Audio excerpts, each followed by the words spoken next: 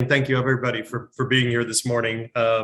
This is exciting, and I'm excited to have the senators with us this morning to really review the Chamber's legislative priorities for this coming legislative session. There's been lots of conversation already about it in what we're going to call our Good Life Game Changer agenda for this year, and it really goes to the remarkable situation that Nebraska really is coming out of the pandemic, probably as competitive as any other state right now, with just a couple issues. And I kind of want to focus us on that because we really have a 3-year window in Nebraska to make game-changing, and I'm not taking that term lightly, game-changing differences in the trajectory of our economy and the economic opportunity for the citizens of Nebraska.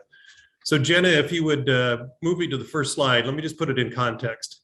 I'm going to go back 3 years ago, almost 3 years ago, when the Blueprint Nebraska group, which we were proud to be a partner with, issued its report and basically came to the conclusion from an economic competitiveness standpoint in Nebraska, we have incredible advantages, which we knew, which is our culture, which is basically our people, our land, our water, our location in the center of the country from a logistics and transportation standpoint. But the areas, even back in 2019, before the pandemic, that the Blueprint Nebraska report identified as key to the economic future of the state were really two, which was workforce and people, and the other one being innovation and technology, and they really went hand in hand. You could see the workforce issue coming because of demographics in the country, and I'll cover that just briefly.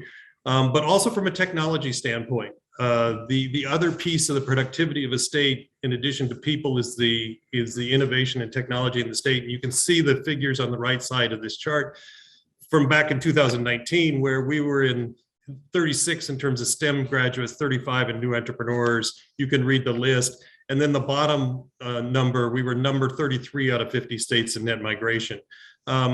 This was a conversation we were having before the pandemic. Following the pandemic, the Nebraska Chamber spent most of the summer, we were out in communities across the state, talking to business leaders and talking to community leaders, and basically asking two questions.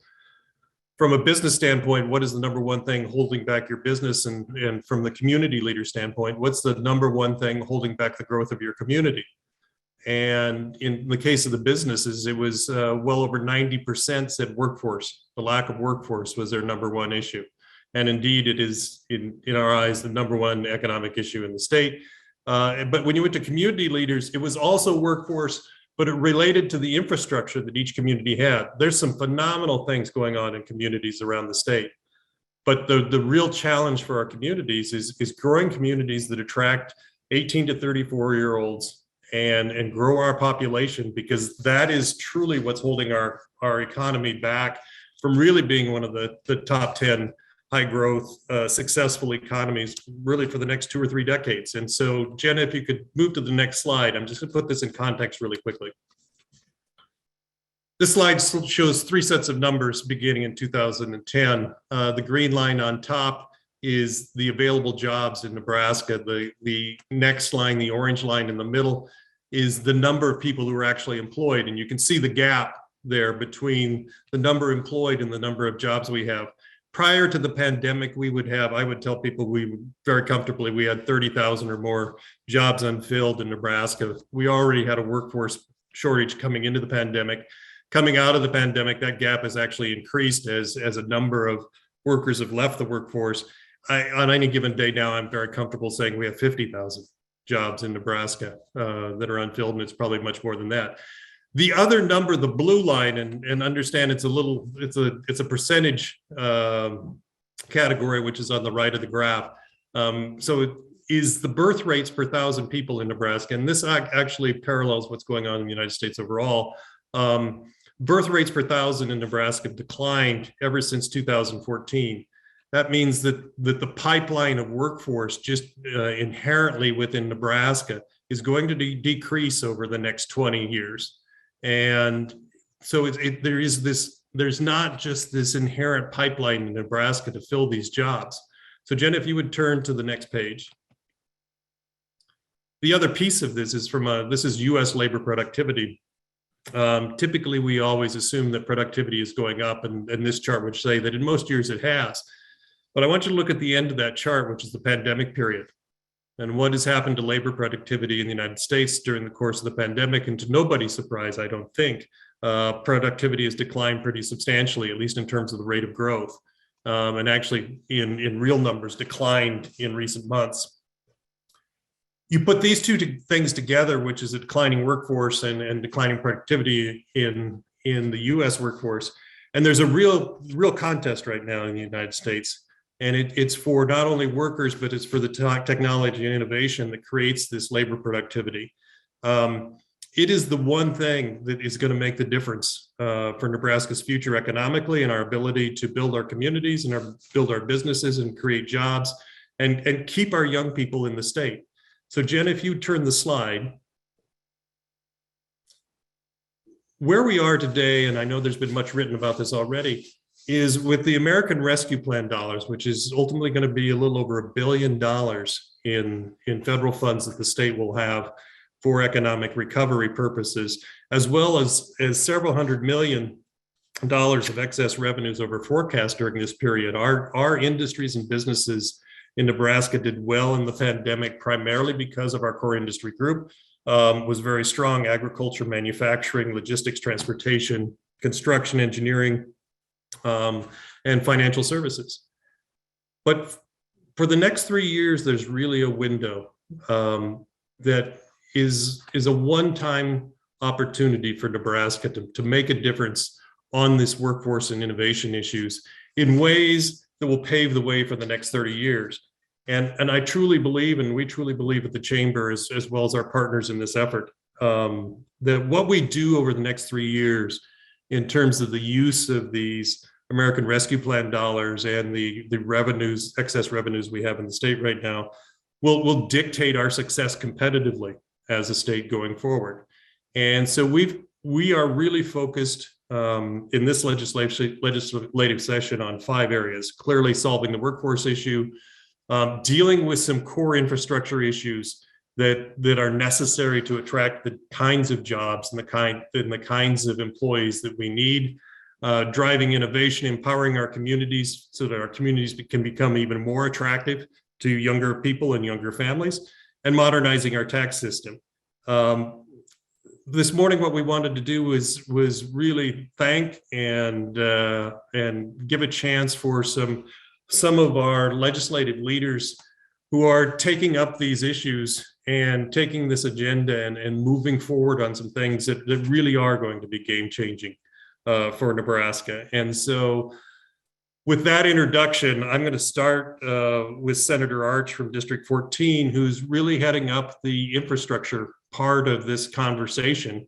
And before I go to Senator Arch, let me just note, as we developed and worked with the legislators on these proposals, we had many significant partners, and importantly, the Omaha and Lincoln chambers, but also the Nebraska Chambers Association, which is all the local chambers from across the state, as well as the Economic Developers Association from across the state. And we really want to thank them for their participation.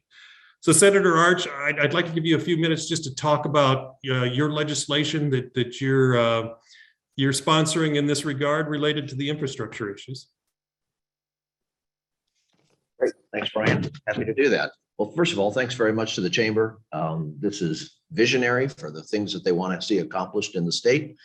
And my particular bill, as Brian said, is going to deal with some of the infrastructure issues. Now, we recognize that one of the things that is obvious to all of us when we go to our grocery stores or to any of the other stores is the issue of supply chain.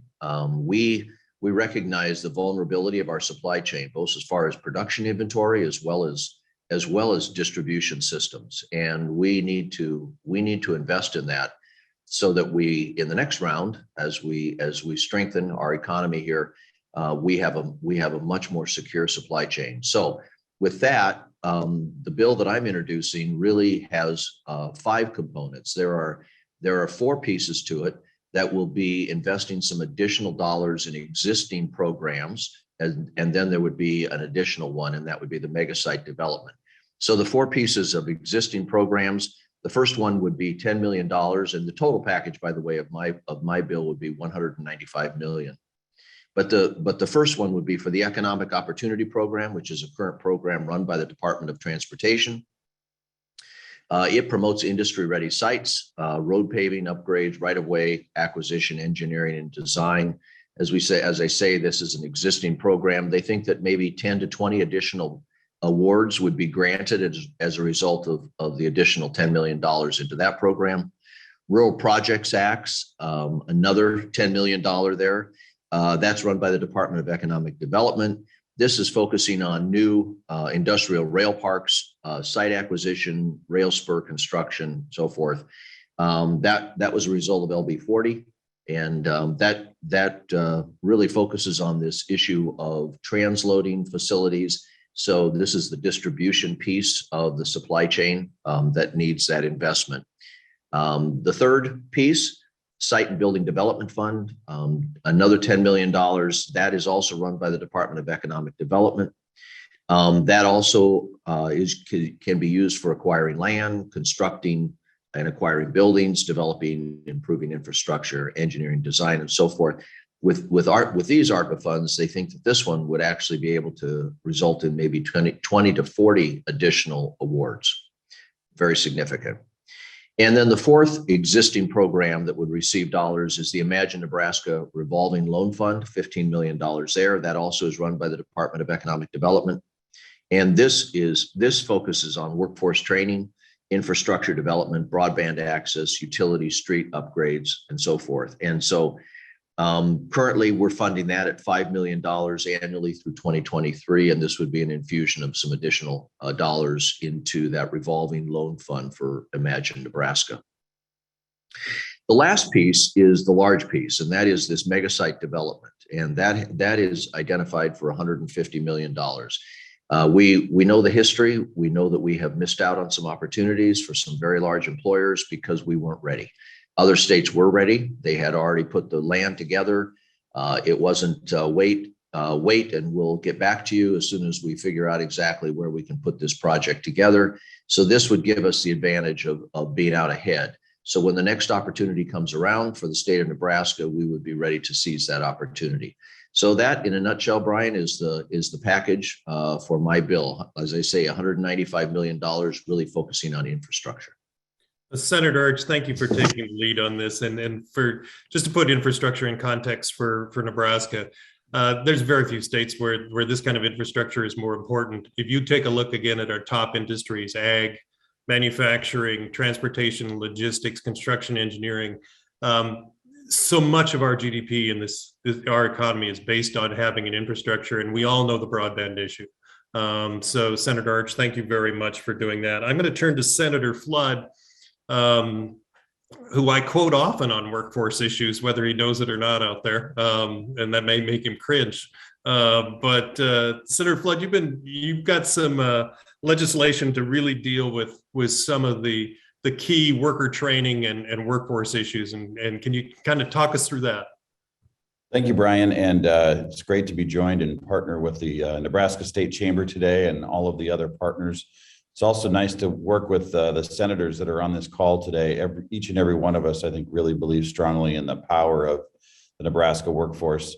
As I approach the session, the idea of introducing a bill that would expand internships in Nebraska, not just for college students, but for high school students, to me, it's very attractive. I'm going to be introducing a bill that will recommend a very sizable investment in the internship program known as Intern Nebraska, which is already a pre-existing program. This will be the new and improved version where we are connecting our greatest natural resource, which are the young people that we raise in our really good schools around the state of Nebraska, people that grow up on farms and work in dairies and work hard at whatever they're doing. We want to connect them with jobs that are already existing. Brian Sloan mentioned there were 50,000 open jobs in Nebraska. On November 20th of the last year, the Wall Street Journal reported as many as 69,000 job openings. That's 1.8 jobs for every unemployed person, nearly 2 times as many jobs as we have unemployed folks in Nebraska. And so we have to get really serious about connecting our greatest resource, our people, with the job opportunities that exist before they ever consider going out of state. We need to introduce them to the opportunities that are here. The bill that I'm going to provide shortly is also going to make some funds available to the Department of Labor for training, upskilling, apprenticeships, and apprenticeship development. It also is going to include some marketing dollars and will provide one-to-one grants to businesses supporting talent development, finding people and marketing the jobs that we have. So I'm excited about the opportunity to impact this. And I agree with Brian Sloan. We've got 3 years to plan for the next 30. And I believe that internships in Nebraska are a key piece of making this happen. Senator Flood, thanks for all you're doing on this legislation and all you're doing more generally for the development of communities throughout the state. I'm gonna finish with Senator Colterman and Senator Wishart on innovation. And everybody knows Senator Wishart's background in innovation, from everything from driverless electronic cars and vehicles to you name it. Senator Colterman, you're more of my generation, so you're leading the way for my generation on innovation here. Talk to us about innovation in Nebraska and what your legislation would do. Thank you, Brian. Again, thank you as well for letting us partner with the Nebraska Chambers and economic developers. LB 699 really just establishes a $100 million one-time business grant program.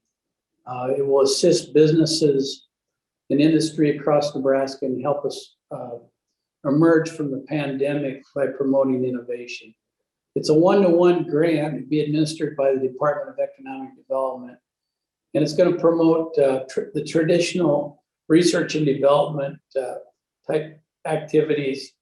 And it's going to be designed to support businesses with providing them with the capital to adopt emerging technologies, analyze and plan for the investments, and the funds needed to implement the new technology. We expect, we've been involved with Blueprint Nebraska as well. We followed that as it's emerged, and we expect this grant program to increase the GDP in the state. Blueprint Nebraska showed that for every 1% in additional research and development funding, there's a 2.2% increase in GDP. So we believe this grant program can help us bring new people to the state, increase talent, increase production, increase labor needs, and reduce the number of low-skilled positions. So we think that giving these people new workforce and helping promote that is a way to go. We think this will also increase employee retention and long-term success of the businesses. So we're excited to carry this for the state chamber. We think it will fit hand in glove with what Senator Arch and Senator Flood are already working on. And I'm anxious to hear what my colleague, Senator Hannah Wishart, has to say on this issue as well. But again, thank you for trusting us to do this for you. Thank you, Senator Colterman, and Brian and Kristen. Thank you so much for having me on today. And I really do, I want to thank you for being so early to communicate on the desires that the chamber has and how we're going to increase economic development in the state. I think you were one of the first organizations to reach out after we heard about this opportunity with ARPA and what we could do to be more competitive as a state when it comes to our economy. So thank you for being really ahead of the game on that. The bill that I'm going to be bringing is going to invest another $20 million into the Business Innovation Act. This is a program that I followed actually when I was a staff member in the legislature and have always supported. And since I've been on appropriations and been in office, have continued to push to increase funding in this program. This is basically one of the best working programs in our state when it comes to sort of a dollar for dollar of what we invest in it and what we see in return. It's the program that creates it helps to create our entrepreneurial ecosystem. in the state, where we get increase in venture capital coming into our state, where we support micro enterprises, give grants and technical assistance to small businesses in both urban and rural areas. So I'm very excited to continue to invest in this program. When people ask me, I've got 3 years left in the legislature, and they ask me what I want to accomplish, I go back to a statistic I heard at an Aging Nebraska breakfast several years ago, in which if our population trajectory continues to go in the direction it is, by 2030, we will have, that's less than 10 years, we'll have more people 65 and older in our state, in our entire state, than 18 and younger. And what that means is we'll have more people likely to be leaving our workforce than entering our workforce. And I see that as staring at the abyss in terms of our economic opportunities in the state, our ability to support seniors aging gracefully, and also our ability to continue to attract and retain young people. And one of the ways that we can attract and retain young people is having a really strong entrepreneurial ecosystem in the state, where people have the ability to innovate, create their own businesses. And so I'm excited about this fund because it has proved its success in being able to accomplish that. And the more we invest in this, the more we have an opportunity in our state to accomplish that goal of being a really robust and vibrant economy, and a place where people want to live and grow their careers and their families.